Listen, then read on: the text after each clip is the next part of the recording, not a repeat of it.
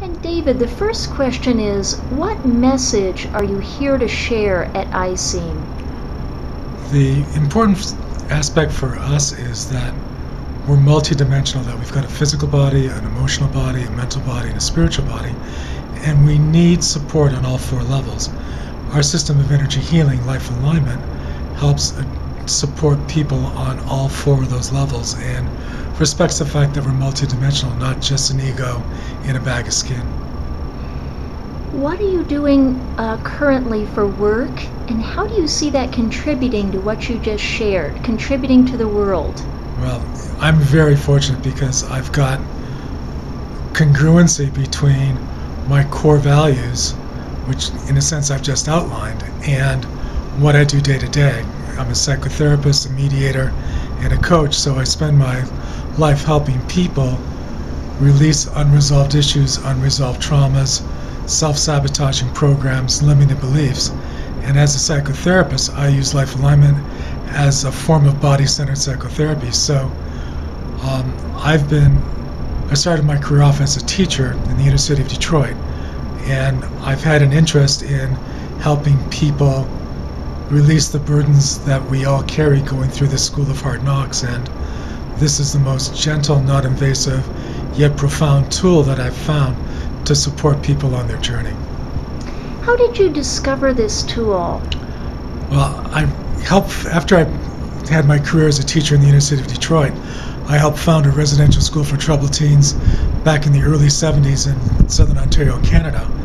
And Jeff Levine, the founder of this work, before Life Alignment even started, came for a visit for a weekend with his family. His daughter, I think she was a chicken pox, so it started off as a 3-day visit, turned into 3 years, and during that time, Jeff and I became the closest of friends. I consider him my closest male friend.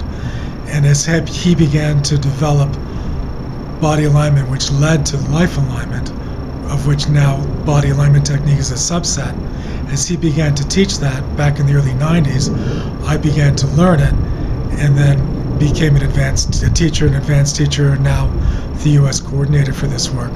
And so it's also an avenue of service for me in helping me to help support transformation on the planet.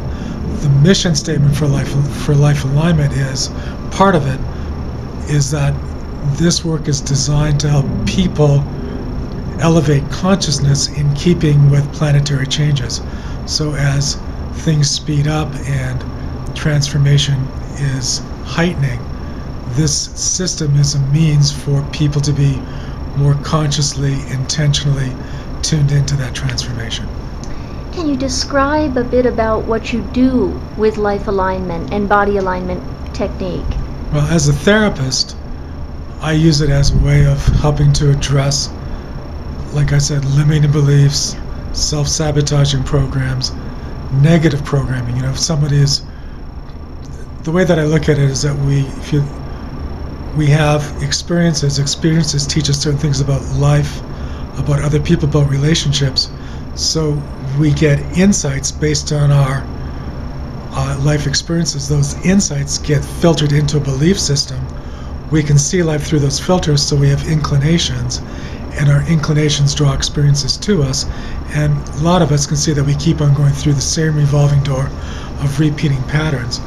What I love to do with this work is go back to the experience, rethink the insights that we've gotten, rethink the beliefs that we've gotten, which opens up a door for us to change our inclinations, which can break the chain and help free the person up from this revolving door of limiting beliefs and negative experiences. So it opens up a door for the person to really be free. Can you give an example from your own life or that of a client where you've seen someone really be free from letting that go? I have a client who was abused as a child by her father. That was the experience. The inclination that she got was that, or the insight that she got was that when she stopped it, her parents divorced. So she felt that the belief was that she was a young child. The belief was that she was responsible for the breakup of her family. And the inclination was that she didn't deserve healthy relationships, and that was what she brought into her life. By going back into the experience and releasing the trauma of it, she saw that she was saving herself from trauma, she was saving her father from dysfunctional behavior, she was saving her mother from trauma. The belief was that she deserved a healthy relationship. The inclination was that she could manifest that in her life, and she's got a whole different basis for relationship now.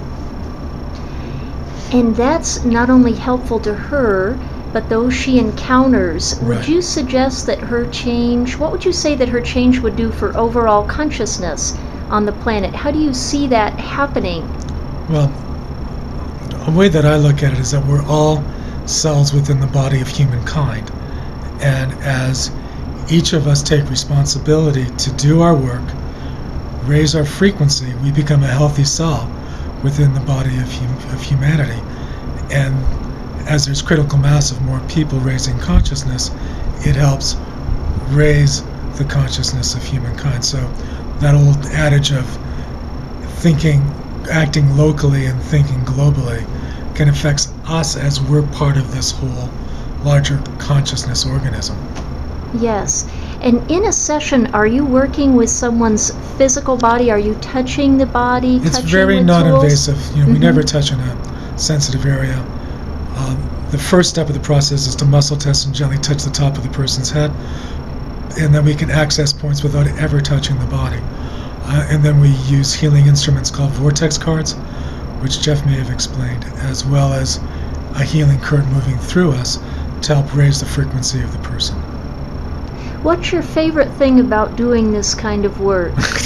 That people actually transform and change. I get feedback all the time of people leaving the session feeling elevated and back on track and hopeful. And that's how I love using this tool. Thank you. Thank you, Tula.